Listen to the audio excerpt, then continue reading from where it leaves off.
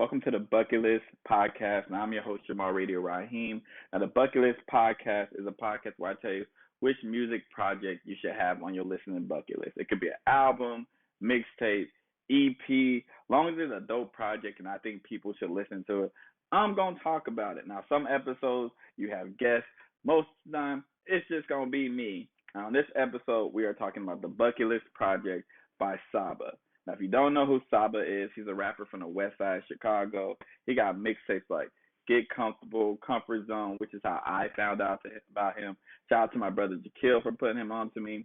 He's also part of the Pivot Gang with Joseph Chillums, Mello, Fresh Waters, Day Day, RIP to John Walk. They are a fire collective. Check them out as well. But we're going to get into this episode. All right. Now, before we get into the album, I'm going to talk about why this album is so important to me. Because this album is literally how I got the idea to do the podcast. Now, on the album, there's like skits of people saying like what's on their bucket list, hence the title. And when I heard this when it came out, I was like, man, I should do a podcast on that. That's such a dope idea. Like, and the execution and everything. I was like, man, I should do a podcast on what albums people should listen to, like on their bucket list, and call it the Bucket List. And this was a few years ago, and it took a while for me to be like, all right, I'm just gonna do it. I don't really care what people say. I don't even care if people listen. Like, I'm just gonna do it.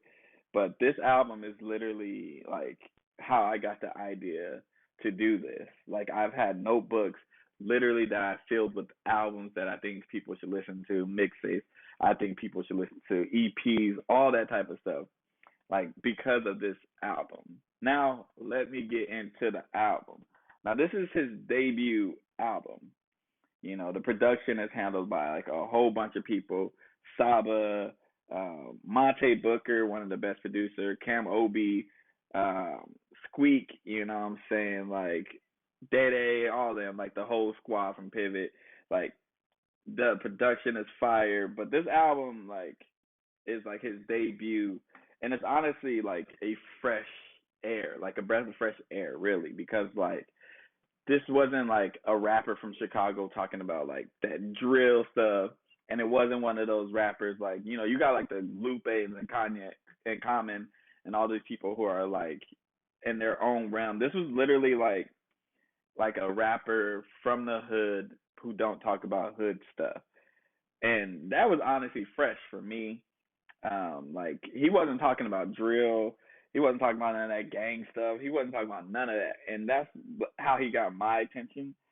This album also has some great features, which helped. You got No Name, Smino's on here, Joseph Chillums on here, like Twista's on here, Raven Lenae's on here. Like, there's some good features on this album, so that helps.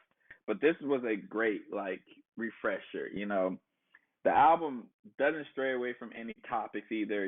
Like the song that features No Name, like church, liquor store. It look like funeral home, church, liquor store, corner store, dreadhead, dead lid, dead toe, tenfold from Cicero to Central. Was told, let it go. Didn't know who to hit though. Now that's church, barbershop, bottle I got from the liquor store on Cicero. I ain't 21, but he didn't know.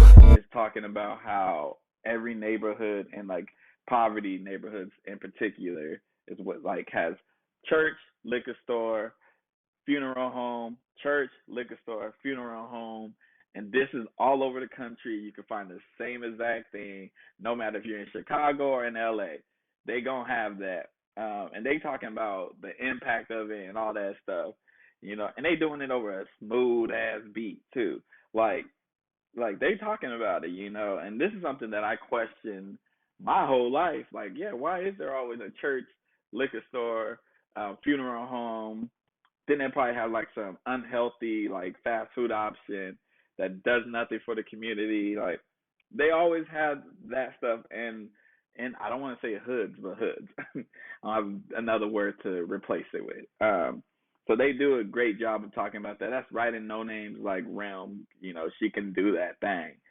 But this album also, like I said before, the skits in between is what really like I don't want to say it stands out more than the songs because the songs are fire, but it stands out because you got people like Lupe Fiasco, Chance the Rapper, some random people really too that I don't know who they are, um, having these skits in between saying what's on their bucket list. Like that is a dope thing, and that like brings the whole album to like it connects everything. It like solidifies it.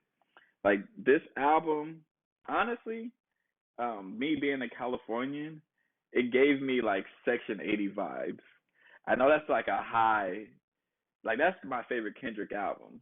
This is my favorite Saba album, um, because it gave like a Section 80 vibe, like what he's talking about and the stuff that he's like spitting about over these beats. Like it's similar to Section 80, just like if Section 80 happened from a Chicago rapper. Is literally what I get from this album. Like the storytelling on this album is fantastic, fantastic. All the features on this album, they do their thing, and that's how you execute a great album. You have all of that, all of that. Like now, my favorite songs off this album, West Side Bound 3. And I'm from the part of the city that they don't be talking about. Hey, Austin, my grandmama house. Hey, Madhouse on Madison, middle school graduate, could have been trafficking, but I would rather do better than my uncle had in my head to the sky like a Jazzy White backflip. Yeah, hey, hey, West Side nigga go crazy. Yeah, West Side nigga go crazy. World in My Hand. World in my hands, the world in my hands, the world in my hands, the world in my hands, the world in my hands, the world in my hands, the world in my hands, the world in my hands. And Most. Most these niggas starve for so long, get a play, man. Forget to thank God, they forgot to say grace. Hey, most people, they only want to be seen. Hey, most people, they only want to be seen. You get Now, it changes all the time. My favorite song changes all the time. Like I listen to this album a lot. A lot. I listen to this album a lot. So the one that stays on the list is World in My Hand. That song is always on my list for this album. But at this moment, as I'm recording, those are my three favorite songs. Now, I'm going to get to why I think everybody should have this album on their bucket list. Because that's what we're here for, right? That's what we're here for.